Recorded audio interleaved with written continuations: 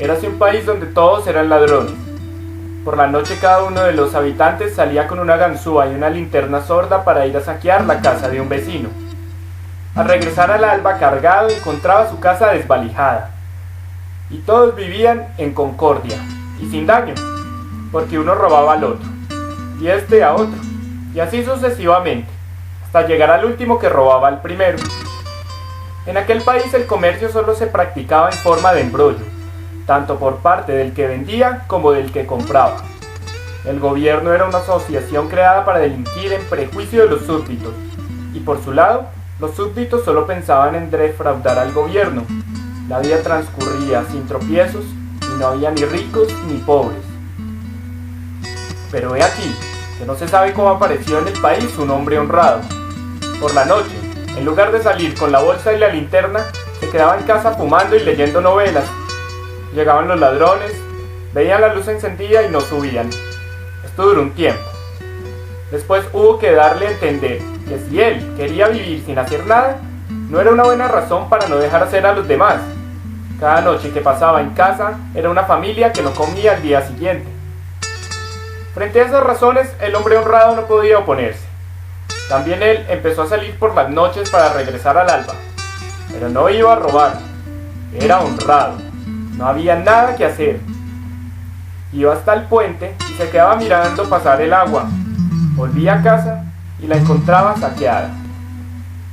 En menos de una semana el hombre honrado se encontró sin un céntimo, sin tener que comer y con la casa vacía. Pero hasta ahí no había nada que decir. Era su culpa. Lo malo era que de ese modo suyo de proceder nacía un gran desorden, porque él se dejaba robar todo, y entre tanto no robaba a nadie. De modo que había alguien que al regresar al alba encontraba su casa intacta, la casa que él hubiera debido desvalijar. El hecho es que al cabo de un tiempo los que eran robados llegaron a ser más ricos que los otros y no quisieron seguir robando. Por otro lado, los que iban a robar a la casa del hombre honrado la encontraban siempre vacía, de modo que se volvían pobres. Entre tanto, los que se habían vuelto ricos se acostumbraron también a ir al puente por la noche a ver correr el agua.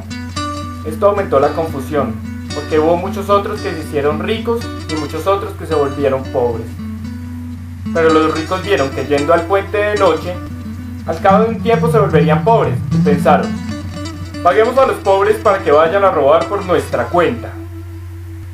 Se firmaron contratos, se establecieron salarios y los porcentajes. Naturalmente siempre eran ladrones y trataban de engañarse unos a otros. Pero como suele suceder, los ricos se hacían cada vez más ricos y los pobres cada vez más pobres. Había ricos tan ricos que ya no tenían la necesidad de robar o de hacer robar para seguir siendo ricos. Pero si dejaban de robar se volvían pobres porque los pobres les robaban. Entonces pagaron a los más pobres de los pobres para defender de los otros pobres sus propias casas. Y así fue como instituyeron la policía y construyeron las cárceles. De esa manera, pocos años después del advenimiento del hombre honrado, ya no se hablaba de robar o de ser robado, sino solo de ricos o de pobres. Y sin embargo, todos seguían siendo ladrones. Honrado solo había habido aquel fulano, y no tardó en morirse de hambre. La oveja negra, por Italo Calvino.